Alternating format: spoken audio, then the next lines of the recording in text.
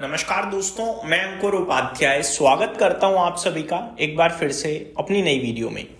दोस्तों, आज बाजार में भयंकर सेलिंग देखने को मिली, लेकिन एक्चुअली में सेलिंग के पीछे कारण क्या था, रीजन तो हम सभी को पता ही नहीं है। और इस गिरावट में जिनके पास पैसा है वो अपॉर्चुनिटीज भी डेफिनेटली तलाश रहे हैं, क्योंकि मैंने इससे पहले 3:30 बजे जो वीडियो पोस्ट करी थी पोस्ट मार्केट, उसमें मैंने बाजार का हाल डिस्कस किया और मैंने ये भी कहा कि जो सिचुएशन आज डेवलप हुई बाजार में, इस तरीके की सिचुएशन पूरी साल में 10-15 बार ही मैक्सिमम मिलती है हमें। जिस हिसाब से पेन था, पोर्टफोलियो क्रैश हुई, मार्केट में धज्जियां उड़ गई, ये डेली बेसिस पे नहीं होता है। बाजार गिरता रहता है, लेकिन इस तरीके से सिचुएशन, इस तरीके से मार्केट पूरी साल में 10-15 ही सेशन दिखाता है, आप नोटिस कर लीजिएगा। तो जिनके पास पैसा है वो अपॉर्चुनिटी भी तलाश रहे हैं।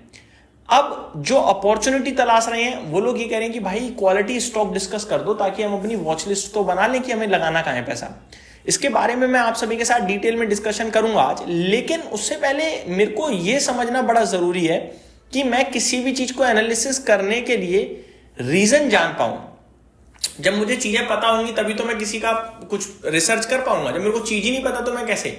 फॉर एग्जाम्पल, आज बाजार अचानक विदाउट इन्विटेशन इतना बड़ा सेल ऑफ दिखाता हुआ दिखाए, कारण हमें एक नहीं पता किस लिए गिर गया, एक रीजन नहीं पता है हम सभी को।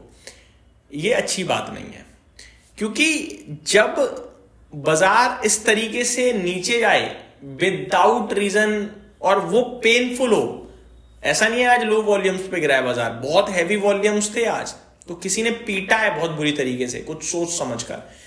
तो जब भी इस प्रकार की सेलिंग हो या इस प्रकार हैवी बाइंग हो, तो उस पे ना हमें ज्यादा कॉन्फिडेंस या ज्यादा डरना चाहिए। जैसे आज था ना, तो आज डरना हमें ज्यादा चाहिए। क्यों?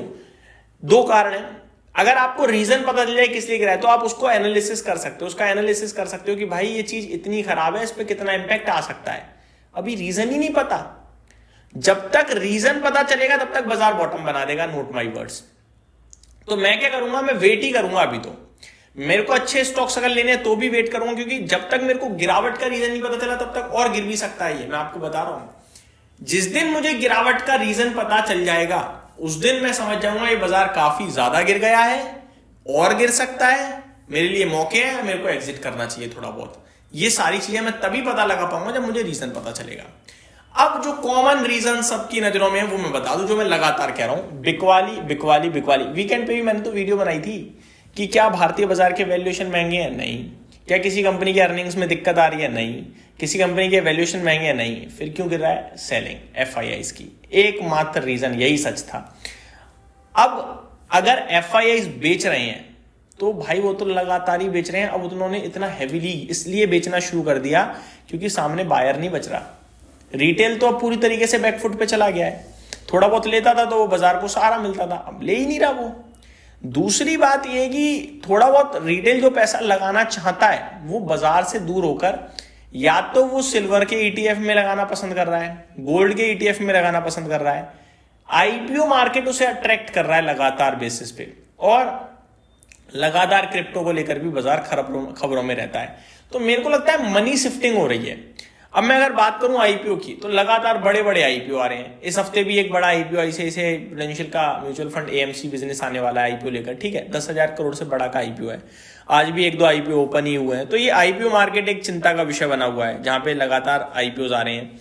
वेकफिट इनोवेशन का आईपीओ आज ओपन हो चुका है, आई थिंक। कोरोना रेमेडीज का भी आईपीओ आज ओपन हुआ है।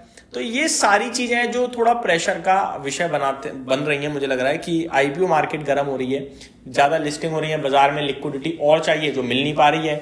जिनके पास जो स्टॉक्स हैं वो बिक रहे हैं, तो वो सेलिंग प्रेशर क्रिएट हो रहा है।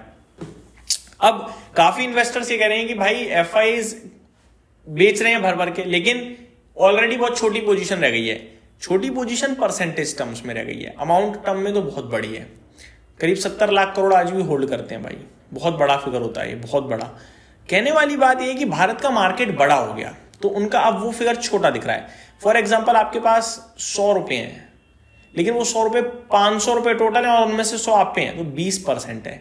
लेकिन आपके पास तो 100 से, चलो मैं बोल रहा हूं 200 हो जाए, ठीक है, लेकिन वो जो 500 की चीज थी वो 500 से बढ़कर हो जाए सीधे सीधे 2000, तो अब आपका 500 2000 के सामने छोटा कैपिटल रह गया। समझ रहे हो बात को?